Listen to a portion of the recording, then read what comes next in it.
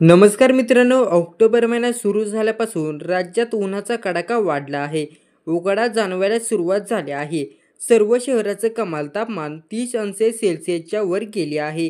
परंतु यावर लवकरच दिलासा मिळण्याची शक्यता हवामान विभागाने दिली आहे. हवामान विभागाने पुढच्या काही दिवसात राज्यात पावसाची शक्यता वर्तवण्यात आलेली आहे. मुंबई शहर आणि उपनगरात आभाळ अत्यंत ढगाळ राहणार आहे.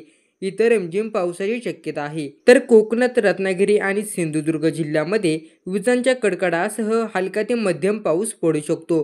पुण्याचं वातावरण आज ढगाळ असणार आहे, तर इथे हलका ते मध्यम पावसाची शक्यता आहे. कोल्हापूर, सातारा, सांगली, सोलापूर या जिल्ह्यामध्ये हलका पाऊस पडू शकतो. पुण्याचं तापमान कमाल 33 अंश सेल्सिअस आणि किमान 23 अंश सेल्सिअस असण्याचा अंदाज आहे. मराठवाड्यातील सर्व जिल्ह्यामध्ये पुढच्या 2 दिवसांमध्ये हलका ते मध्यम पावसाची शक्यता आहे. तर विदर्भातही 2 दिवस पाऊस पडू शकतो. त्यानंतरनं मात्र पावसाचा जोर वाढेल असा अंदाज आहे. नाशिकचं हवामान ढगाळ असेल. इथे अधूनमधून पावसाची शक्यता आहे. नाशिकचं कमाल तापमान 33 अंश सेल्सिअस आणि किमान तापमान 22 अंश सेल्सिअस असण्याची शक्यता आहे. मराठवाड्यातील छत्रपती संभाजीनगरमध्ये मध्यम पावसाची शक्यता आहे.